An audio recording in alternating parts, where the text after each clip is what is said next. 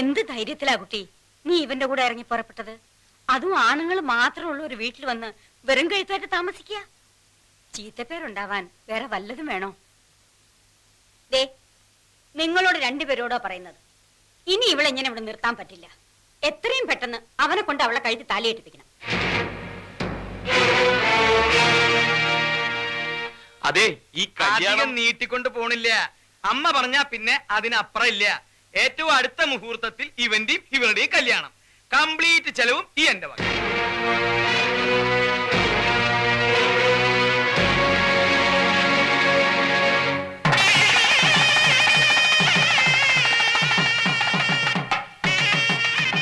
പറയാൻ എന്ത് എളുപ്പമാണ്. കഴുത്തിൽ താലി കെട്ടിയാണോ നാടകം കളിക്കുന്നത്? അതുകൊള്ളാം. മീരയുടെ പറച്ചിൽ കേട്ടാത്തൊന്നും മീരയ്ക്ക് മാത്രമേ പ്രശ്നമുള്ളൂ. ഈ താലി കെട്ടുന്ന എന്റെ ജീവിതമോ അതെന്താ മീര മനസ്സിലാക്കാത്തത്? മീരയ്ക്ക് വേണ്ടിയല്ലേ ഞാൻ എന്റെ അമ്മയോട് പോലും കള്ളം പറഞ്ഞത്. ആ കള്ളം വിശ്വസിച്ച് മീരയുടെ കഴുത്തിൽ ഞാൻ താലി കെട്ടണമെന്ന് എന്റെ അമ്മ ആഗ്രഹിച്ചു പോയതിൽ എനിക്കെന്ത് ചെയ്യാൻ പറ്റും? അതുകൊണ്ട് എന്റെ അമ്മയുടെ ജീവൻ രക്ഷിക്കാൻ വേണ്ടി, അതിനുവേണ്ടി മാത്രം മീരയുടെ കഴുത്തിൽ ഞാൻ താലി കെട്ടിയേ പറ്റൂ. ഇത് കഴിഞ്ഞാൽ ആരും കാണാണ്ട മീര തന്നെ അതങ്ങ് അഴിച്ചു മാറ്റിയേക്കും. പ്രശ്നം തീർന്നല്ലോ. പിന്നെ ഇതിന്റെ പേരിൽ മീരയുടെ ശരീരത്തിൽ തൊടാനോ മീരയുടെ മേൽ അവകാശം സ്ഥാപിക്കാനോ ഞാൻ വരില്ല. വരില്ല എന്ന് പറഞ്ഞാൽ വരില്ല. ഇത് സത്യം, സത്യം, സത്യം. ഇപ്പൊ വിശ്വാസമായല്ലോ. വാ വാ വാ, റെഡിയാവും, റെഡിയാവും. വന്നേ വന്നേ. വിശ്വാസമായില്ല അല്ലേ? ഞാൻ നിനക്ക് വേണ്ടി ചെയ്തിട്ടുള്ള കാര്യങ്ങളിൽ ഏതെങ്കിലും ഒരെണ്ണം ഒരു ചെറിയ ഉപകാരമായിട്ടെങ്കിലും നിനക്ക് തോന്നിയിട്ടുണ്ടെങ്കിൽ ഞാൻ പറയുന്നു നീ വിശ്വസിക്കണം. ഇതിൽ കൂടുതൽ പറയാനൊന്നും എനിക്കറിയില്ല. വളഞ്ഞ വഴികളൊന്നും ഞാൻ ശീലിച്ചിട്ടുമില്ല. മീരെ, സ്വന്തം മകന്റെ താലികെട്ട് കാണാൻ കൊതിച്ചു വന്ന ഒരു അമ്മയുടെ മൃതശരീരം കാണാനുള്ള ഗതികേട് എനിക്കുണ്ടാക്കരുത്. അത്ര മാത്രമേ എനിക്ക് പറയാനുള്ളൂ.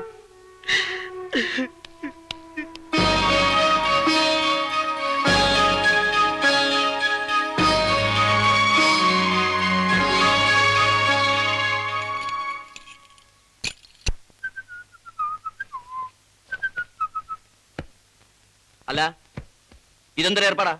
കല്യാണം കഴിഞ്ഞിട്ട് ഇത്രയും ദിവസമായില്ലേ, എന്നിട്ട് ഇപ്പോഴും നീ ഇവിടെയും അവൾ അവിടെയാണ് കിടക്കുന്നത്. പോയി അവിടെ മുറി കിടക്കണം. എന്നിട്ട് എന്തിനാ? നിനക്ക് ഒളിഞ്ഞു വെക്കാനല്ലേ? അങ്ങനെ ഇപ്പൊ നീ ഞങ്ങളുടെ സീൻ കാണണ്ട.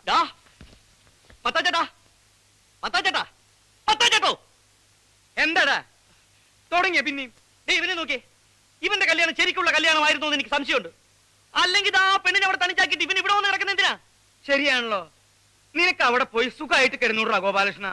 ഓ, ആ സുഖം ഞാൻ വേണ്ടെന്ന് വെച്ചു. നിങ്ങളൊക്കെ ഇവിടെ ഇങ്ങനെ ദുഃഖിച്ചു കഴിയുമ്പോ ഞാൻ മാത്രം സൂഹിക്കുന്നത് ശരിയല്ലല്ലോ. അങ്ങനെ നീ എന്തിനാണ് ഒരു ത്യാഗം ചെയ്യണേ? എഴുന്നേൽക്കടാ. എടാ, ഇങ്ങോട്ട് എഴുന്നേൽക്കാൻ. എഴുന്നേൽക്കടാ. മത്തായി ചേട്ടാ, ഞാനൊന്ന് പറയട്ടെ. തൽക്കാലം ഞങ്ങൾക്ക് കുട്ടികൾ വേണ്ട. 1 കൊല്ലം കഴിഞ്ഞിട്ട് മതിയെന്ന ഞങ്ങളുടെ തീരുമാനം. എടാ കാട്ടുപോത്തെ, ഇപ്പൊ പോയി കിടന്നാലേ 1 കൊല്ലം കഴിഞ്ഞിട്ട് കുട്ടികളുണ്ടാവുള്ളൂ. അല്ലാണ്ട് നാളെ കാലത്തൊന്നും കുട്ടികളുണ്ടാവില്ല. ബാലകൃഷ്ണ പിടിച്ചേ, പിടിക്ക്.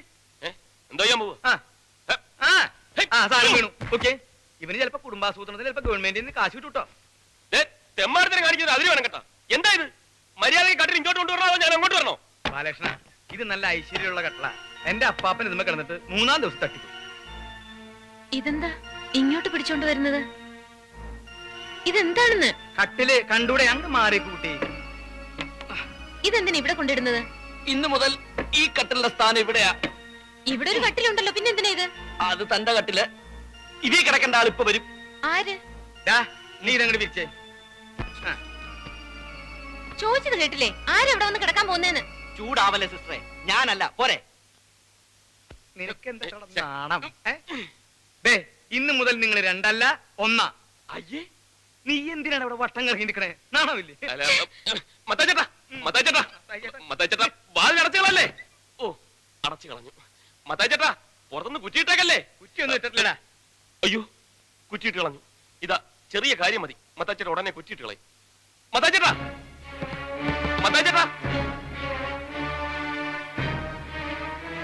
സോറി ഉണ്ട് കേട്ടോ. എന്തിനാ എന്നെ ഇങ്ങനെ നോക്കുന്നത്? ഞാനല്ലല്ലോ, അവരല്ലേ എന്നെ കൊണ്ടുവന്ന് തള്ളിയത്. ഏതായാലും അവരുടെ മനസ്സിലിരിപ്പൊന്നും നടക്കാൻ പോകുന്നില്ല.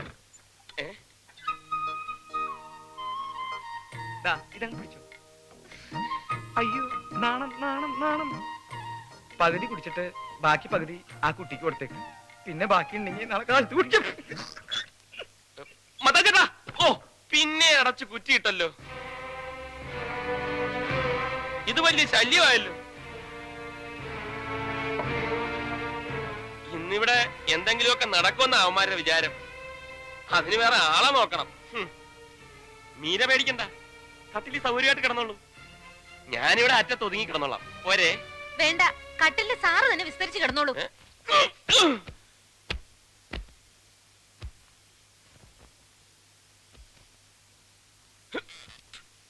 ഓക്കെ, മീരയ്ക്ക് മീരയെ വിശ്വാസമില്ലെങ്കിൽ വേണ്ട. പക്ഷെ എനിക്ക് എന്നെ നല്ല വിശ്വാസമാണ്. ഇനി മീരയുടെ ഭാഗത്തു നിന്ന് എന്തെങ്കിലും തെറ്റുണ്ടായാലും ഞാനത് തടയും. Good night.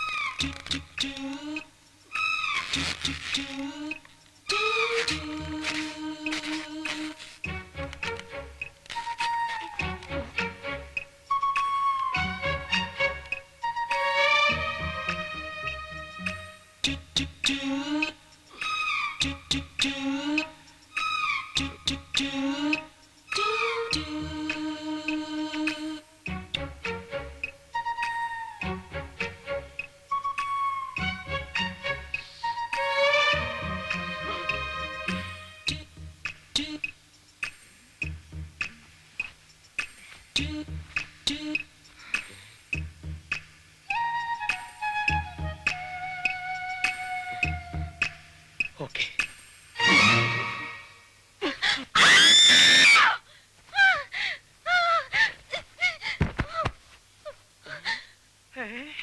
ബാലകൃഷ്ണൻ എന്താണ് ഒച്ച കേട്ടത്? ഫസ്റ്റ് നൈറ്റ് അല്ലേ, അതിന്റെ ആയിരിക്കും മത്തായിച്ചേട്ടാ. ഫസ്റ്റ് നൈറ്റ് എന്ന് പറഞ്ഞിട്ട് ഇങ്ങനെ ഒച്ച ഉണ്ടാവൂ? ഇത് ഫസ്റ്റ് നൈറ്റ് അല്ല, ലാസ്റ്റ് നൈറ്റ് ആണെന്ന് തോന്നുന്നത്. ഞാനങ്ങനെ ഇവിടെ വന്നു. ആരാ എന്നെ പൊക്കിയെടുത്ത് ഇവിടെ കൊണ്ട് കിടത്തിയത്? നീയാണോ? മതി, അഭിനയിച്ചതും പച്ചപ്പാവൻ ചമഞ്ഞതൊക്കെ. ചതിയനാണ് നീ, കൊടും ചതിയൻ. മീര, ബഹളം ഉണ്ടാക്കരുത് പ്ലീസ്. അപ്പുറത്ത് അവരൊക്കെ ഉണ്ട്. അവരൊക്കെ കേക്കട്ടെ, സത്യം എന്താണെന്ന് അവരറിയട്ടെ. നിങ്ങൾ ചെയ്ത വൃത്തികേടുകളൊക്കെ ഇവിടെ എല്ലാവരും അറിയട്ടെ. അതിന് ഞാൻ എന്ത് വൃത്തിയേട് ചെയ്തെന്നാ? ഉറക്കത്തിൽ അറിയാവുന്ന കെട്ടിപ്പിടിച്ചോ? അപ്പൊ നീ എന്നെ ഉറക്കത്തിൽ കെട്ടിപ്പിടിച്ചോ? അത് ഞാൻ ക്ഷമിച്ചില്ലേ? അതുപോലെ ഞാനും ഒന്ന് അറിയാണ്ട് ചെയ്തു പോയതാ. അറിയാണ്ടാണല്ലേ?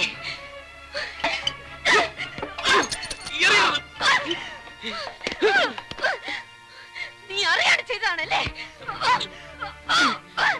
നീ ശരിക്കും അറിയാണ്ടാണ് ഇതൊക്കെ ചെയ്യുന്നത്. എന്തായി കാണിക്കുന്നത്? ഞാൻ അപ്പോഴേ പറഞ്ഞതല്ലേ എന്റെ ശരീരത്തിൽ തൊട്ടു പോരുന്നുണ്ട്, തൊടാൻ ഞാൻ സമ്മതിക്കില്ലെന്ന്. എന്നിട്ടും നീ ഇതല്ലേ, ഈ ചരട് എന്റെ കഴുത്തിൽ കെട്ടിയ അധികാരത്തിലല്ലേ നീ എന്നെ തൊട്ടത്? ആ അധികാരം ഞാനിപ്പോ തന്നെ അവസാനിപ്പിച്ചേക്കാം. കൈയെടുക്ക്. ഞാൻ പറയുന്ന ഒന്ന് കേൾക്ക്. പൊട്ടിക്കരുത്. കൈയെടുക്കാനാ പറഞ്ഞത്. പൊട്ടിക്കരുതെന്നാ പറഞ്ഞത്. പൊട്ടിക്കും, പൊട്ടിക്കെന്ന് പറഞ്ഞ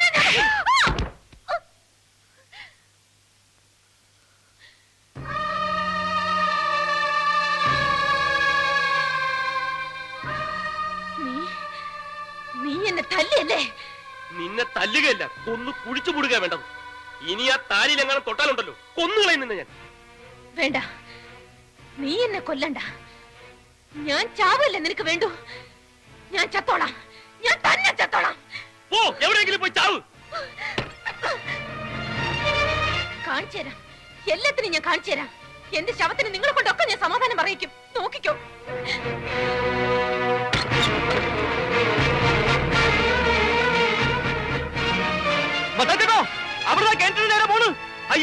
അവള് ചാടും, അവൾ ഉറപ്പായിട്ട് കയറ്റി ചാടും.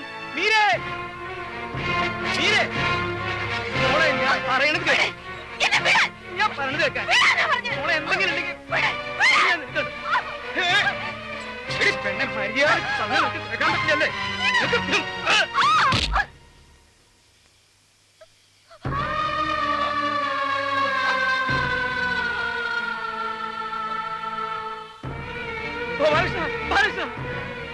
അയ്യോ മീരെ, ബാലകൃഷ്ണ പൊക്കടാ.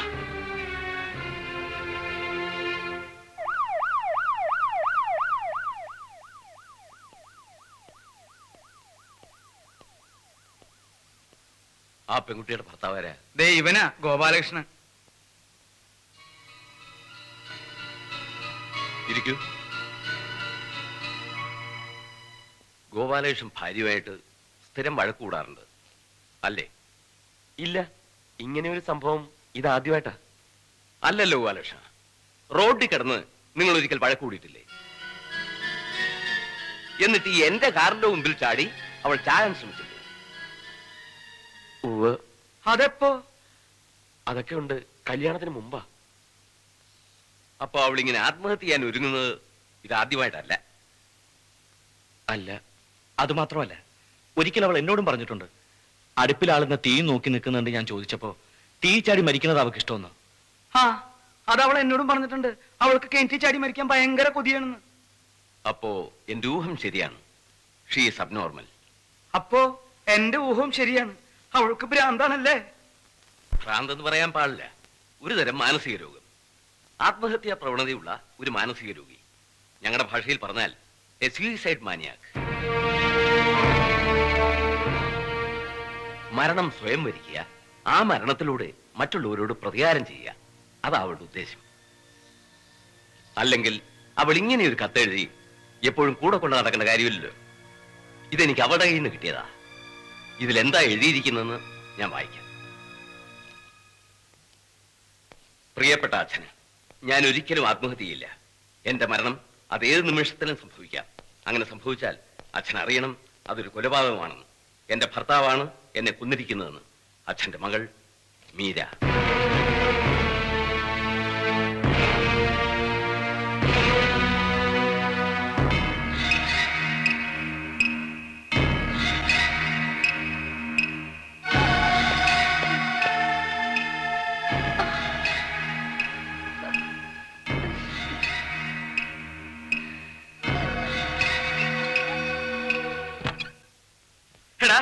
എന്ത് പണ്ടാരത്തിനാടാ ഇവിടെ ഇതിനിങ്ങനെ കൊണ്ട് കിടത്തിരിക്കുന്നത്? എവിടെങ്കിലും കൊണ്ടുപോയി കളയുണ്ടോ ഇതിന്? കളയേ? എവിടെ കൊണ്ട് കളയാൻ? കളയാൻ അവള് പൂച്ചക്കുട്ടിയും പട്ടിക്കുട്ടിയൊന്നും അല്ല, ഇവന്റെ ഭാര്യ.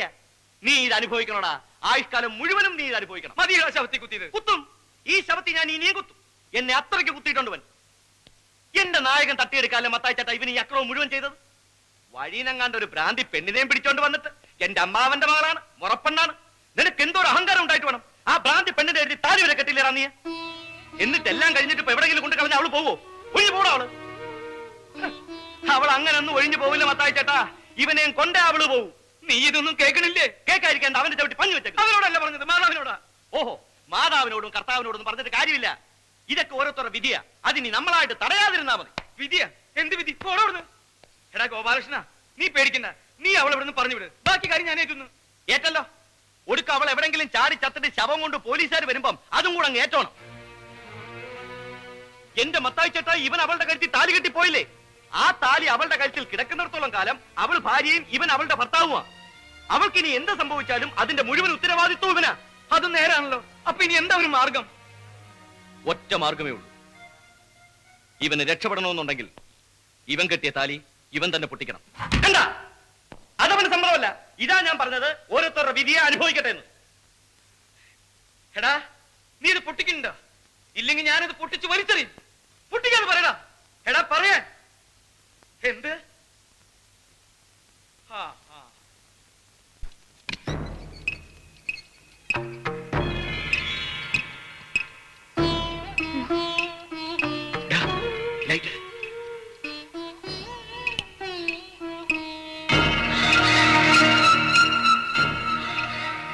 ചെല്ലടാ, ചെന്ന് പൊട്ടിക്കട താലി.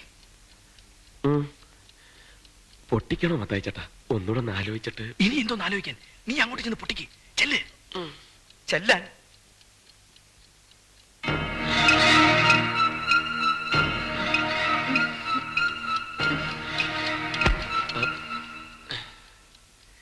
തിരിഞ്ഞു കളഞ്ഞ് പോവാം. പോയി പൊട്ടിരാ.